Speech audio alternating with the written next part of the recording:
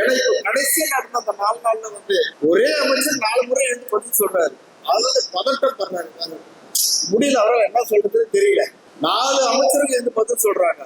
அந்த அளவுக்கு அவங்க வந்து அப்படியே என்ன பதில் சொல்றதுன்னு தெரியாம திணறாங்க. ஏன்னா போன முறை சிஎஸ்சிக்கான ஒதுக்கின நிதியை வேற துறைக்கு எடுத்து செலவு பண்ண அந்த நிதி அப்படி இருந்தா நீங்க பண்றீங்க அப்படின்னு நம்ம எடுத்து சுட்டிக்காட்டோம். இப்போ இந்த முறை இந்த 25, 26 வந்து இலவச பேருந்து விட்டதுக்கு அந்த நஷ்டஈட மறுபடியும் இந்த நிதி அந்த நஷ்டஈட ஈடு கட்டுறாங்க. அது வந்து 1700 கோடிக்கு மேல எடுத்துக்கிறாங்க. இது எல்லாம் நம்ம சுட்டி காட்டணும். அவங்க பதில் சொல்ல முடியல, அரசாங்கத்தால பதில் சொல்ல முடியல.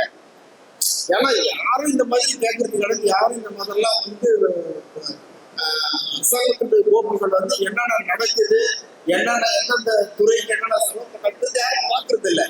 பெரும்பாலும் இதை நம்ம வந்து ஒரு சில அதிகாரிகளால அந்த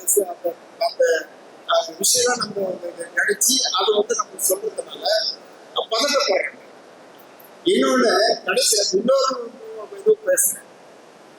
தமிழ்நாடு பூராவே கனிம வளங்கள் கொள்ளையடிக்கப்படுது, கனிம வளத்தை சுரண்டப்படுறாங்க. போன முறை நீங்க பேசுறீங்க, இவங்கெல்லாம் சுரண்டாங்க. இப்ப நீங்க அதை பண்ணீங்கன்னாக்கா சவடையே அழகு இல்ல அது மாதிரிலாம் இல்ல, பொய்யான தகவல் போயிட்டாங்க. நான் சொல்றதுக்கு முன்னாடி நீங்க சொல்றீங்க இருங்க, நான் ஆதாரம் சொல்றேன்னாக்கா இல்ல அதெல்லாம் வாய்ப்பு இல்லை, அதெல்லாம் சபை கொடுக்குறது. அந்த நம்ம பதிவு பண்ணத கனிம வளம் திருவள்ளூர் மாவட்டமா சொன்னாங்க. சார் நான் உங்க மாவட்டத்துல சொல்லல, நான் எங்க மாவட்டத்துல சொல்றேங்க. அப்போ ஒரு கனிம வளத்தை கொள்ளையடிக்கிறாங்க அப்படின்னு அதை சுத்தமா அந்த கருத்தை பதிவாக கூடாதுன்னு சொல்லி எடுத்துட்டாங்க.